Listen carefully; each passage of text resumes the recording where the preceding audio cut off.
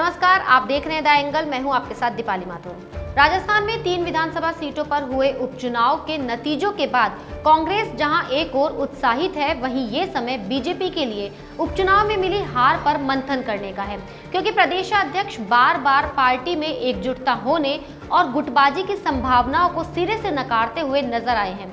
ऐसे में पार्टी भी ये जानना चाहेगी कि आखिर चूक कहां हुई। उपचुनाव में भाजपा को 3 में से 2 सीटों पर जहां हार का सामना करना पड़ा, वहीं उनका परंपरागत गढ़ मानी जाने वाली राजसमंद सीट पर जीत हासिल करने के लिए भी पार्टी को खासी मशक्कत करनी पड़ी। हालांकि इसके बावजूद पार्टी बहुत मामूली अंतर से कांग्रेस प्रत्याशी को हरा पाई।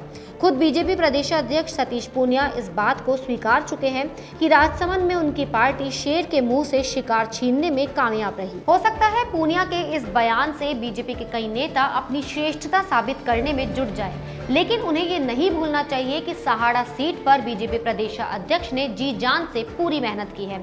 वहीं सुजानगढ़ सीट पर हुई हार सिर्फ बीजेपी की नहीं है, बल्कि बीजेपी के कद्दावर नेता राजेंद्र राठौड़ की भी है, क्योंकि वो खुद चूरू से विधायक है। ऐसे में उपचुनाव में मिली हार को लेकर प्रदेश बीजेपी इन दिनों रिपोर्ट तैयार करने में लगी हुई है। इसे लेकर उपचुनाव वाले क्षेत्रों के प्रभारियों से लेकर सह प्रभारियों और सांसदों तक से चर्चा की जाएगी। चुनाव हारने के पीछे क्या क्या कारण रहे, इन सब बिंदुओं पर रिपोर्ट मांगी गई है, जिसे बाद में भाजपा आलाकमान को भेजा जाएगा। हालांकि आलाकमान के सामने ये तर्क भी रखा जाएगा कि तीनों ही सीटों पर सहानुभूति की लहर हावी रही, लेकिन जेपी नड्डा के जयपुर आकर सभी को एकजुटता का गुरु मंत्र देने के बाद भी क्या पार्टी में भीतरघात हुआ, या फिर पार्टी के नेता वोटों का आकलन सही से नहीं कर पाए, इस पर भी चर्चा होगी।